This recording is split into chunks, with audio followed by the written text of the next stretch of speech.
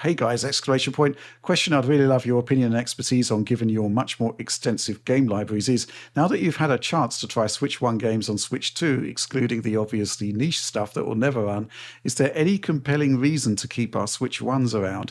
I caught sight of mine today and I felt a pang of nostalgia, but writing this out, I'm reminded that GameShare alone might justify keeping it. GameShare feels like a really neat feature, and extending support for it to our older consoles feels unusually generous of Nintendo. John, I think there are some reasons why you'd want to keep your Switch 1 about, particularly if you've got the OLED model, but what are your thoughts? Correct, exactly. So for my money, there are still plenty of games on Switch 1 that ran perfectly fine. They run without issue. There's no reason, like the Switch 2 doesn't provide a performance benefit. And instead, those games could often look worse on the Switch 2. Like our buddy Alan on the DF Discord actually recently pointed out, he asked, so how's Virtua Racing on the Switch 2?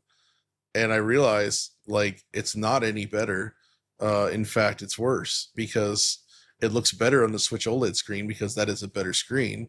Whereas the other one, you get the 720 to 1080p upscaling, and you get the flaws of it being an LCD, plus you get the extra response time blur, so it's just blurrier looking.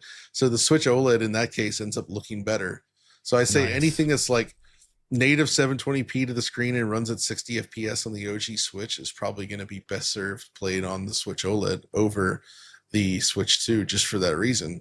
In addition, and this does work with my OLED. I've heard some people say it doesn't. I still love my flip grip, which is that little device Jeremy Parrish was involved with getting made, which is designed to allow for vertical shooters, where you basically like slot your Switch into this thing and you put the Joy-Con on the sides, and lo and behold, now your Switch is held in vertical orientation.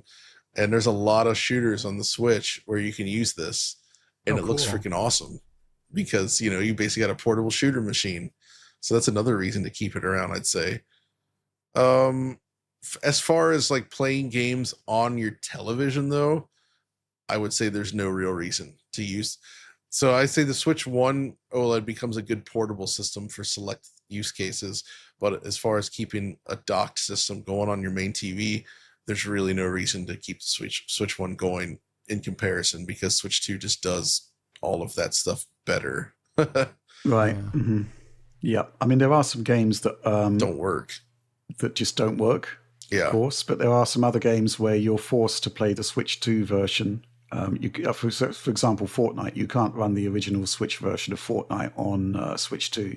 You've got to run the Switch 2 version. Now, obviously, you'd probably prefer to do that anyway. Yes. But in terms of game preservation and stuff like that, there's going to be scenarios like that where you won't be able to play the original versions of those games. So that's your another Elden potential Ring reason there. situation, like your PS4 on PS5. Like there could be a regression in a later version of the game. Kind of. Yeah, that's a fair point. Yeah, I think the other thing that sort of stood out to me looking at the backwards compatibility testing, and going off on a bit of a tangent here, is that a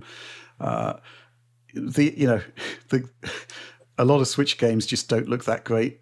And, yes, they run better, but they still look pretty bad. And there's nothing that you can really do about that. And, when I did the video on Arkham Knight and The Witcher 3, based on what the system can do now, it's, those games still look pretty poor, so that there's no real upgrade there. Whereas when you talk about backwards compatibility from PS5 to PS4, you had those 4 Pro games. And on the Xbox side, you had those One X games that were kind of 4K ready, and you just get a performance boost, and they still look great. So, yeah, there is that. That exists on Switch, though, Rich. Come on now. There's plenty of great-looking games that scale up very well on the Switch, too, in terms of performance. Yeah, I'm sure there are, but, there's obviously... Those are the outliers. You went right for the worst one. I love it. Our first Switch 2 video was really about... I'll tell you what, though. I get what you're saying. The backwards compatibility stuff, though, I mean, we're taking our time on doing more backwards compatibility testing, but there are there's some crazy scenarios being suggested that I'm really looking forward to testing. Yes. I'm not going to spoil some of them, but the one that I'm really excited about is the original version of Ark Survival Evolved on Switch. The forbidden fruit. you can't get that game via digital libraries anymore. You were automatically upgraded to the decent one. But the original one was such a complete disaster. But you can access it still, in theory, by getting hold of the original cart, which is what I'm trying to do this weekend. So that, I've got to see. We gotta know. Like. We've got to know. Any final thoughts on this before we wrap up? I think we've pretty much answered that particular question quite comprehensively. Yeah, I will say though, overall, the backwards compatibility feature of Switch 2 is like shockingly great. It's basically about on par with PS5. But they even went further with a lot of those like random free upgrades, and also the discovery of games that were running at 1080p in portable mode already, and they just work in 1080p. And there's a lot of those. We're discovering that there was a bunch of games that ran at 1080p internally, even in portable mode. Like for instance, one of the big ones for me is pretty much all the Falcom stuff. So if you do like Ys, Oath and Felghana, the sort of re-release of that's just straight 1080p.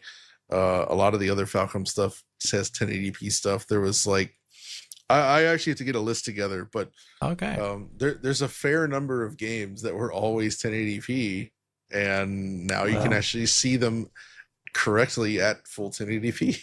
Like the Quake 2 thing from Xbox, right? Exactly. Yeah.